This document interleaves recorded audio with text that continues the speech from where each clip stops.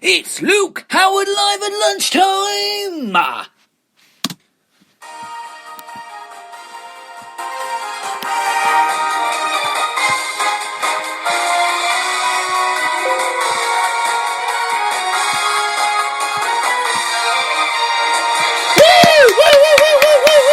Thank you! Woo! Woo! Woo! Thank you! Thank you so much! Thank you!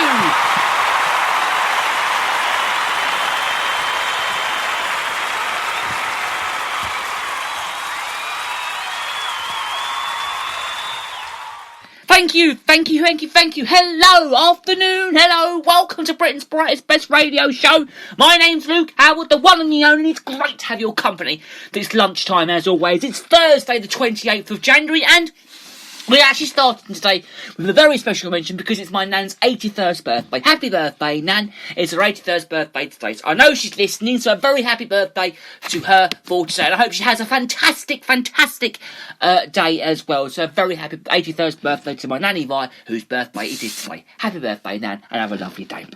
Okay, so coming up on the show today, we're going to be talking about an opera lessons for long COVID sufferers. It's an opera lesson where people can sing. We're going to talk a little bit about that in a moment. We're also going to be talking about other pieces of news, which does include an Oscar-winning Cloris Leachman. She's very sadly, Cloris Leachman, she sadly passed away at the age of 94. So we'll talk a little bit about that. National Days today. It is, well, for those of you who are thinking what day it is today, it's Big Wig Day today, so you get your wig on and go out there and whatever. It's also, that's tomorrow. There's no national days. Big Wig Day tomorrow, not today. I do apologise. There is no national days today, but there will be tomorrow. We've got a few for tomorrow to talk about on the show tomorrow. To get in touch with the show, you can email GaryJHoward68@hotmail.com, and there's the other email, which is also 345-457@student.hrc.ac.uk. You can also follow the show on Instagram. It's the Luke Howard fan page, or you can use the hashtags. It's hashtag Luke Howard, hashtag Luke Howard live at lunchtime, and hashtag Luke Howard live, and hashtag one and only as well. I think we'll put that one in as well. Should we put that in as well? Yeah, we'll put that in as well. And so do get in touch with the show, because it'd be great to hear from you. It really, really would.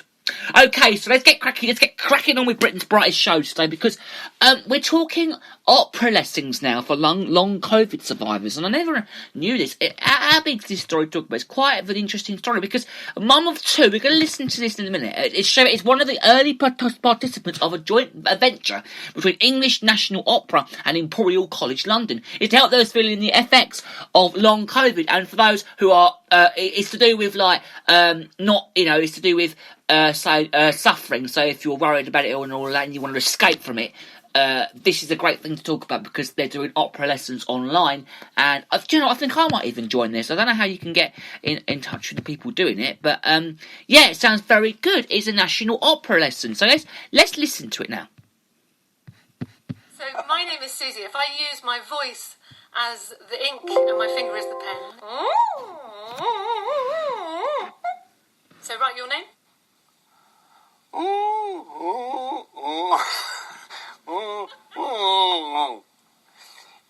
I'm not a singer.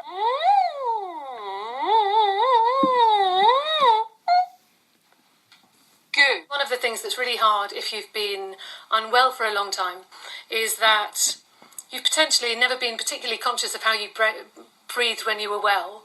Then it's been a struggle. And so getting back to what normal feels like when it isn't something that you are terribly conscious of remembering is already difficult. Let's try the whole song, but I want you to stay really tall. The only singing I'd ever done was very loudly in the car. Abi-oi-yo, abi-oi-yo, abi-oi-yo, abi-oi-yo. So what are the effects? I suffer from chronic fatigue. I get breathlessness. The difficulty with the breathlessness is that it happens on an irregular pattern. It's totally sorry. The other effect I have is fuzzy brain, which is when my brain cuts out. Baby's bed's a silver moon. I never was a singer. I never will be a singer. But the manner in which the ENO programme was put together meant that it didn't matter. You simply were there, you were enjoying the yourself, you were learning to breathe properly, you were learning to sing lovely, soothing lullabies that made you relax. Sheba has been suffering with long COVID since leaving hospital. The online classes have eased the anxiety caused by that experience. I would suddenly wake up thinking I'm not getting enough oxygen in my lungs, and I didn't know what to do about it. Should I call 111? Should I call an ambulance? Am I going to have a heart attack? So it's that kind of anxiety. But this connected me with my flock of fellow sufferers in the most positive and musical way. The course was co-created with Imperial College London. Breathe whenever you need to. On the evidence we have so far, we feel this is a benefit to people. We can see that people's breathing patterns are better, they're breathing deeper, they're using their diaphragms more, and they're calmer. So this is a lullaby. In our pilot programme, we sang it towards the end, and I think it's a nice one to do towards the end. Summertime! I do like to revisit the Summertime song. I know I fell in love with it as soon as Susie made us sing that. Fish are jumping. It reminds you that bad times do not last forever. There is light at the end of the tunnel. Standing by.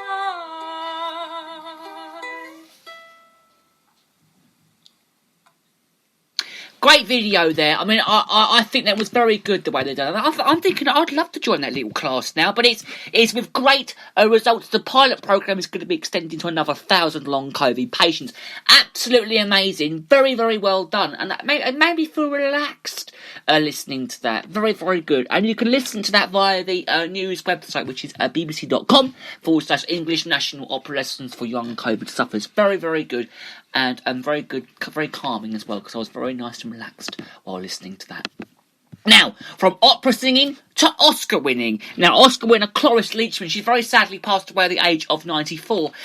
Very sad pieces of news, this is, because she was a US actress and she won an Oscar for The Last Picture Show. Now, she brought her comic talents to numerous US sitcoms, and but she has now died of the age of 94. She died of natural causes at her home in California with her daughter by her side, and her publicist, which was also confirmed as well. Now, her memorable roles included Phyllis on the Mary Tyler Moore Show and Frau Bradshaw in Young Frankenstein. Now, Reese Witherspoon said that she would be deeply missed, and Mel Brooks described her as insistently talented. Lynchman enjoyed a long career. I sort of know who this person is, so I can sort of hang on now on who she really is. And she was portraying Idea in Malcolm in the Middle of Timmy's Mother in a Leslie series. Now, she also played Ellen DeGeneres' mother in her sitcom The Ellen Show, now which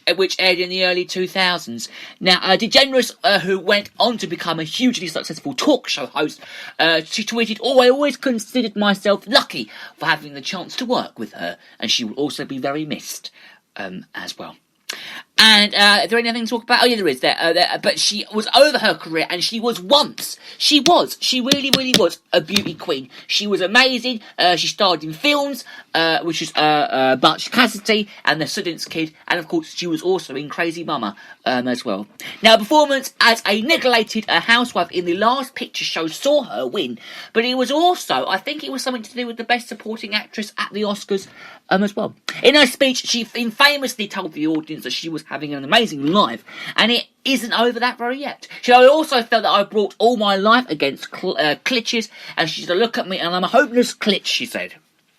Now, paying tribute to the Actors Academy, which oversee the Oscar, apparently they described Leachman as a comedy legend, which is interesting. Then, from a groundbreaking role on the Mary Tyler Moore Show in the films of Mel Brooks and Oscar winning, she also turned into Peter Brockman's The Last Picture Show. She also never lost her ability to shock, delight, and it also surprised them, as they said that she will also be very missed as well. Leachman, who also won 8 Emmy Awards across the television career, which is also a record of any actor which she jointly holds, the Veep star Julia Louis-Dreyfus. Now, writing on Twitter the other day, Louis Glashus said that Cloris Leachman's perfect, I think it was her performance as Ferry Blucker, had an enormous impact on my life, and they said she was a stubline, and she was my boyfriend, and Rip as well, which is what she said.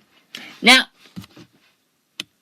director Mel Brooks, she also phrased her tone as it was a grim-faced Transylvanian housekeeper, and it was something to do with, I think it was to do with how their very name, it was struck fear into horses in the 1974 comedy Young Frankenstein as unforgettable.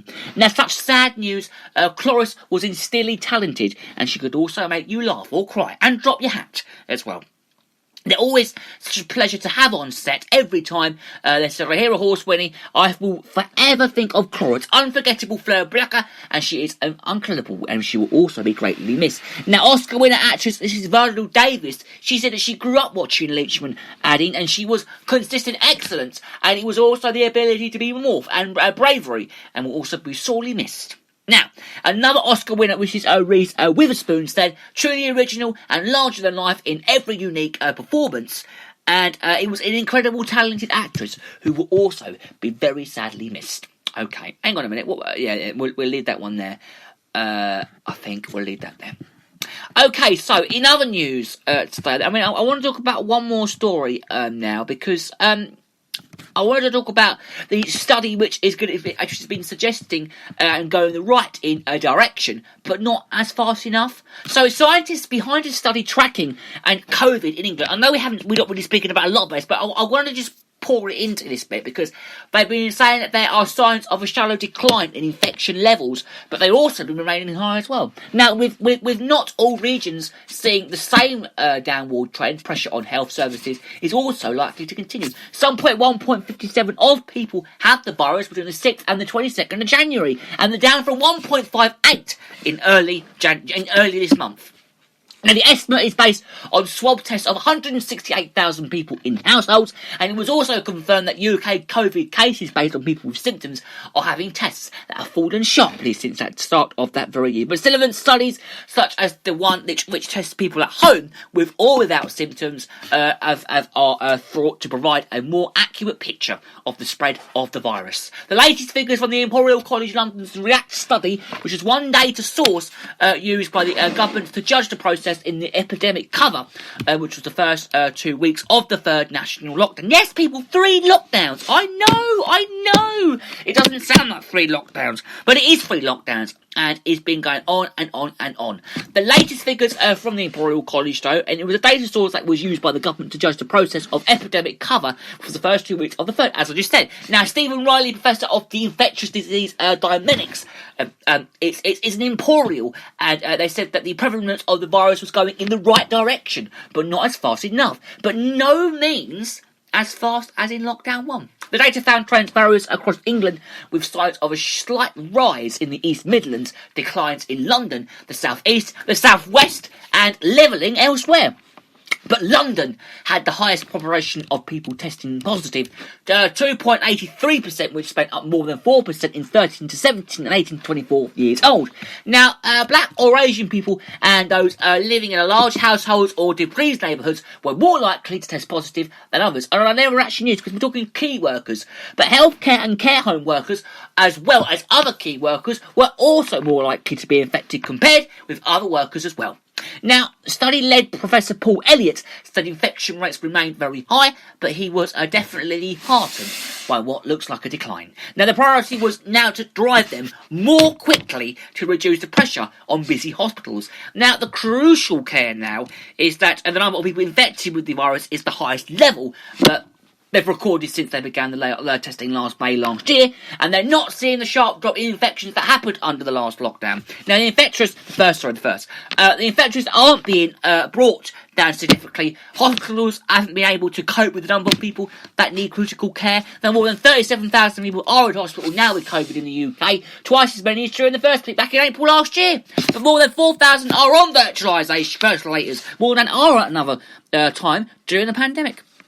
Now, hospital administrators. We're going to finish with this piece, with this last little bit, because deaths have been reported within 28 days of a positive test of COVID, which remained high, avenging more than 1,000 a day in the past week. The number of people who have died from COVID has now surpassed to